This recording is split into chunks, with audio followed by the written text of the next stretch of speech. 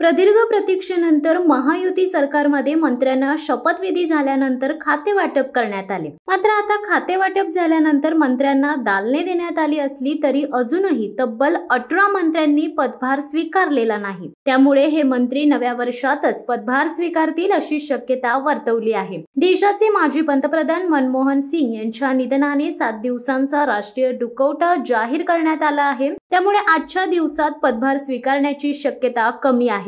मात्र त्यापूर्वी या मंत्र्यांनी पदभार स्वीकारला नाही ही विशेष बाब आहे। पदभार न स्वीकारलेले दत्ता भरणे हे कुटुंबियांसमवेत परदेशात गेले आहेत। आशिष सेलार, अतुल सावरे, नरहरी झिरवाळ, भरत गोगावले, गुलाबराव पाटील, दादा भुसे, जयकुमार रावल, माणिकराव कोकाटे, मकरंद पाटील, योगेश कदम, पंकज भोयर, बाबासाहेब पाटील, दत्तात्रय भरणे, प्रकाश आबिटकर, माधुरी मिसाळ, आशिष जयस्वाल, मेघना बोर्डीकर या महत्त्वाच्या बड्या नेत्यांनी अद्यापही पदभार स्वीकारलेला नाही।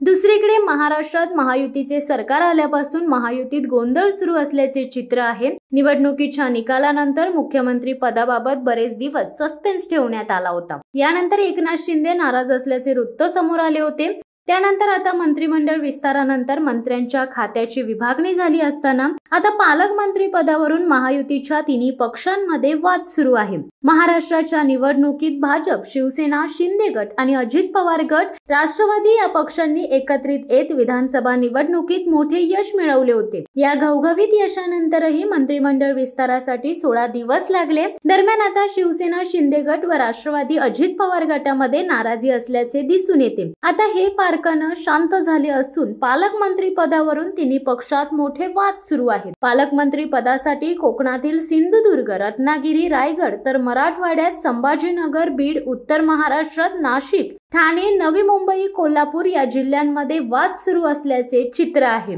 महाराष्ट्रातील रायगडमध्ये पालकमंत्र्यांवरून राष्ट्रवादी आणि शिवसेना यांच्यात संघर्ष सुरू आहे। तर गडचिरोली जिल्ह्यात भाजप आणि शिवसेना यांच्यात वाद आहे। संभाजीनगरमध्येही भाजप आणि शिवसेना यांच्यात संघर्ष आहे। बीडमध्ये भाऊ बहीण पंकजा आणि धनंजय मुंडे मंत्री झाले आहेत। तर भाजप आणि राष्ट्रवादी काँग्रेसमध्ये पालकमंत्री पदासाठी रस्सीखेच सुरू आहे। राज्यातील जनतेने बहुमताचे सरकार दिले असले तरी सरकार नाराज नेत्यांना शांत करण्याचा प्रयत्न करत आहे।